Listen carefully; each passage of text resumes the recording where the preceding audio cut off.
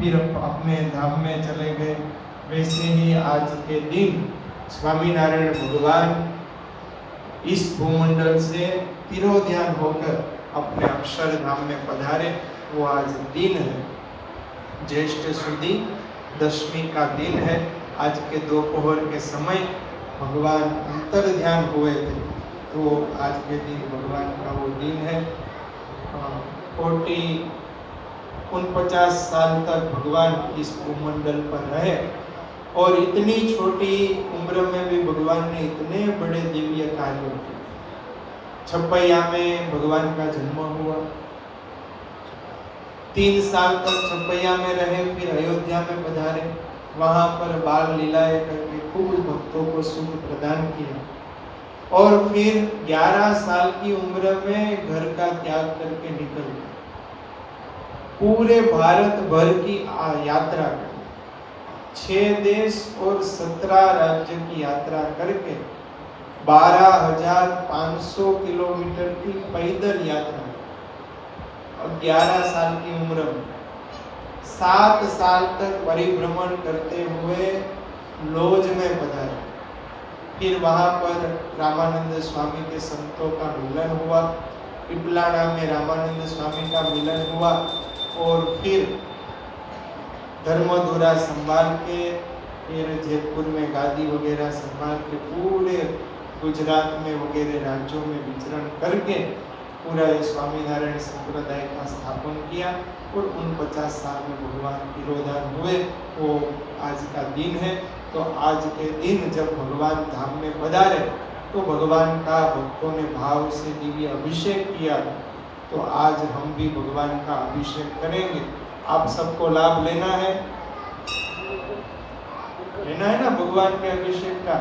भगवान के अभिषेक का दर्शन का लाभ तो आपने लिया हो, पर भगवान का अभिषेक करने का भी बहुत बड़ा महात्म्य होता है। भगवान के अभिषेक का जो जल होता है वो जल इतना पवित्र होता है कि हम कभी बीमार हैं या हमारे कुछ दिक्कत है तो वो प्रसादी का जो जल है वो हमें बहुत काम में आता है। जूनागढ़ का बना हुआ किस्सा भगवान तैयार हो जाए तब तक मैं सुना देता।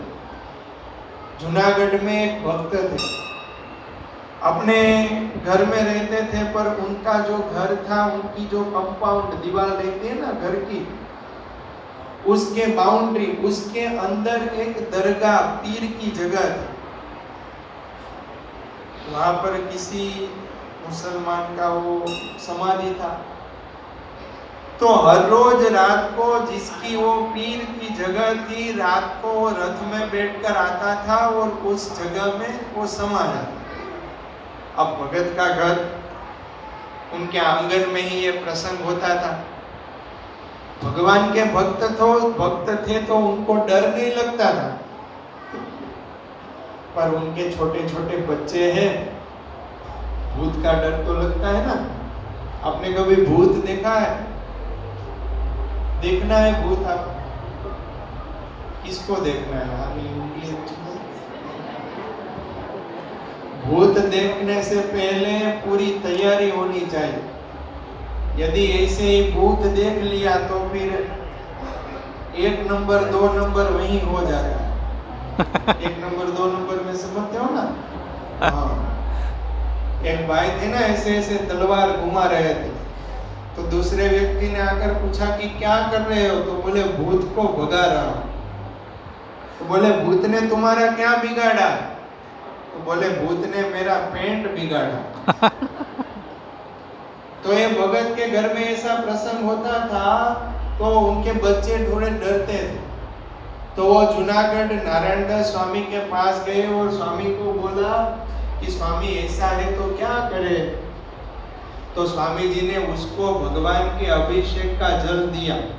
देखना भगवान के अभिषेक का जल का क्या महात्म्य है। और बोले कि ये जल तुम्हारे घर की पूरी जो बाउंड्री है ना, वहां पर स्वामीनारायण बोल के ये पूरा छांट दो। और वहां पर से जल लाकर उसने छांट दिया। जैसे ही छांट दिया, शाम को संध्या समय हुआ, वो फकीर आया, पर वो बाहर ही खड़ा रहा, अंदर आ नहीं सका। पूरा एकदम राउंड लगाया, भगत बैठे थे, भगत ने बोला कि क्यों अंदर नहीं आ रहे हो? तो बोले तुमने रात भर में एक दिन में इतनी बड़ी दीवार कैसे खड़ी कर दी? मैं अंदर नहीं आ पा रहा हूं।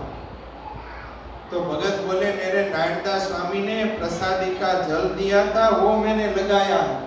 तो फकीर बोला ये तुमने सही नहीं किया, अब मेरे को ये जगह छोड़ के दूसरी जगह जाना पड़ेगा, अब मैं यहाँ आ नहीं सकता। इतना भगवान के प्रसादी के जल का महात्म्य है। आज भी हमने हमारे हसमुख भाई, अरविंद भाई नया मकान बना रहे और नई फैक्ट्री बना रहे, तो वहां पर ठाकुर जी के जो अभिषेक का जल है ना, उसके पूरी कंपाउंड में लगा दिया और भगवान को प्रार्थना की है कि जल्दी से यहाँ पर अच्छा सा भगवान का मंदिर, उनके रहने का घर निर्माण हो और वहाँ पर शिफ्ट हो के अच्छे से उनका सब हो जाए। तो आइए आज हम भी भगवान का अभिषेक करेंगे। देखो प्रेमानंद स्वामी ने आज हमारे कोरडे के सुंदर पद का निर्माण किया है, वो पद का यहाँ से गान होगा। वो अभिषेक शुरू करें, इनसे पहले सूचना दीजिए कि बाद में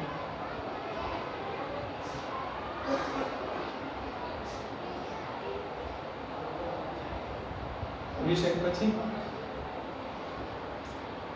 तो अभिषेक में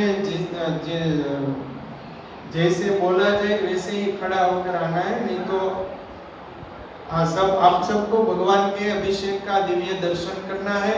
अभिषेक खत्म होने के बाद थोड़ी सूचना और उसके बाद भगवान की आरती करेंगे और आरती करने के बाद ही हमें इस स्थान को छोड़ना है। आरती करने के बाद ही छोड़ना है।